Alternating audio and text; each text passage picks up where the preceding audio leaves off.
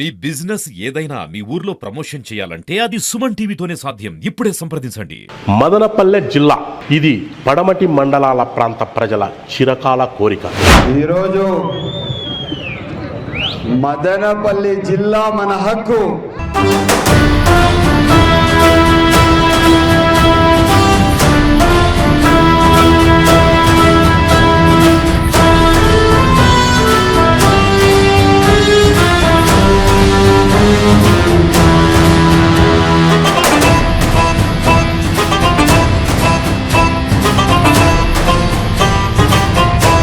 ఓ వ్యక్తి ముందుండి మదనపల్లె జిల్లాను ఏర్పాటు చేయడంలో కీలక పాత్ర వహించారు.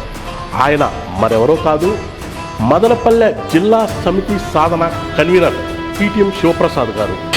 ఓకే శివప్రసాద్ గారు, ఎట్టకేలకు మీ ఆందోళన కార్యక్రమాల కారణంగా మదనపల్లె జిల్లా సహకారం ఎట్టకేలకు నెరవేరింది. మీరు అనుకున్నారా ఈ మదనపల్లి జిల్లా సహకారం ఈ స్థాయిలో పూర్తవుతుందని అనుకున్నారా?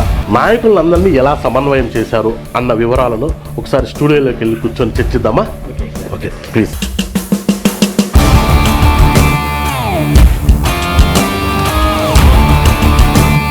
మదనపల్లెను కూడా జిల్లాను ఏర్పాటు చేస్తారని ఇక్కడి ప్రాంత ప్రజలు తీవ్రంగా ఆశాభావం పెట్టుకున్నారు.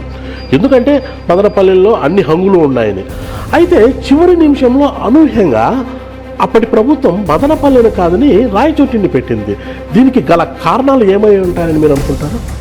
వాస్తవంగా మదనపల్లి అంటే ఎప్పుడైతే వైకాపా ప్రభుత్వం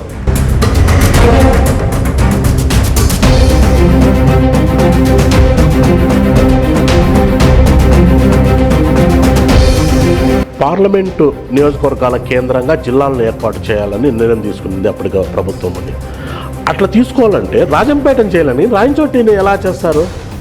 దీంట్లోనే కుట్ర ఉంది సార్. యాక్చువల్గా రాజంపేట పార్లమెంట్ సెగ్మెంట్లో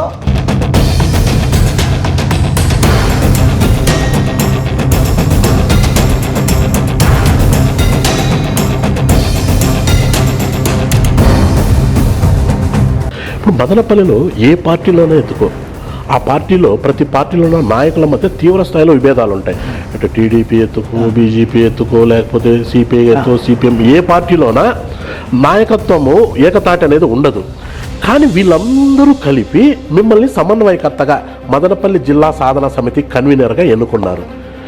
మీరు ఈ జిల్లా సాధన కోసము ఎన్నో ఆందోళన కార్యక్రమాలు చేపట్టారు. వీళ్ళందరినీ ఎలా సమన్వయం చేశారంటే ఏం చెప్తారు? ఎందుకంటే నిజంగానే కలవరు, ఇప్పుడు కూడా కలవరు. ఇప్పుడున్న ఎమ్మెల్యే గారు కాంగ్రెస్ పార్టీ.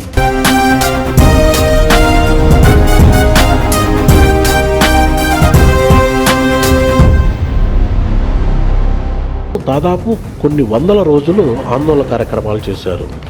ఈ ప్రాసెస్లో మీ పైన ఏమైనా నేతల నుంచి ఒత్తిళ్లు కానీ బెదిరింపులు కానీ లేదా అధికారుల నుంచి ఒత్తిళ్లు కానీ బెదిరింపులు కానీ ఎదుర్కొన్నారా?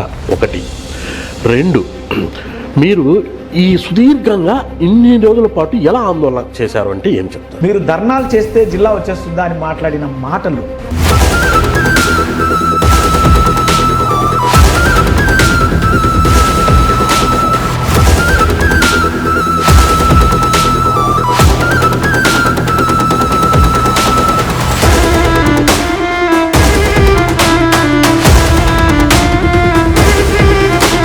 వీళ్ళు అంత అహంకారం ప్రదర్శిస్తారా? వీళ్ళ అహంకారం మీద మదనపల్లి ఆత్మగౌరవం గెలవాలి.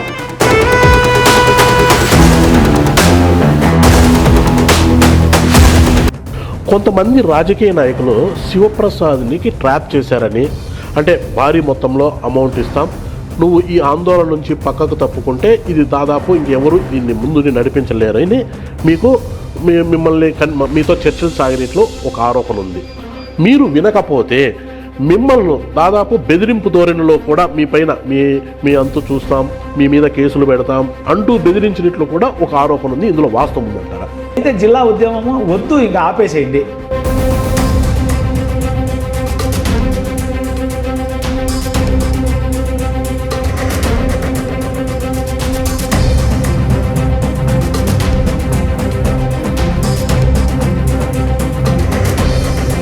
అసలు ఎందుకు ఇక్కడ మదనపల్లి శివారులో గల బుద్ధిని కొండ ఉంది కదా, ఏంటి ఆ ఇష్యూ ఏంటి? అసలు మీరు అక్కడ ఎప్పుడు బుద్ధుని కొండను ఎప్పుడు డెవలప్ చేశారు, ఎప్పుడు విగ్రహం పెట్టారు, ఏంటి ఆ ఇష్యూ చెప్పండి ఒకసారి. దాని నేపథ్యము ఎప్పుడు 2004 సార్. 2004లో ఇక్కడ ఉండే అంటే స్పిరిచువల్గా బౌద్ధాన్ని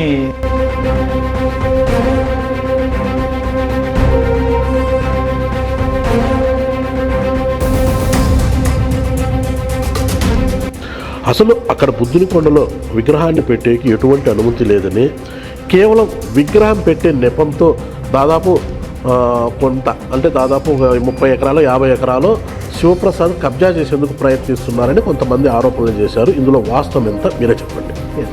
కరెక్టే. చాలామంది నేను నవ్వుతా మాట్లాడుతూ ఉండొచ్చు, కానీ నా గుండెల్లో ఎంతో బాధ, ఆవేదన, అసలు దాన్ని తలుచుకుంటే నాకు కళ్ళల్లో కన్నీళ్ళు వచ్చేస్తాయి సార్.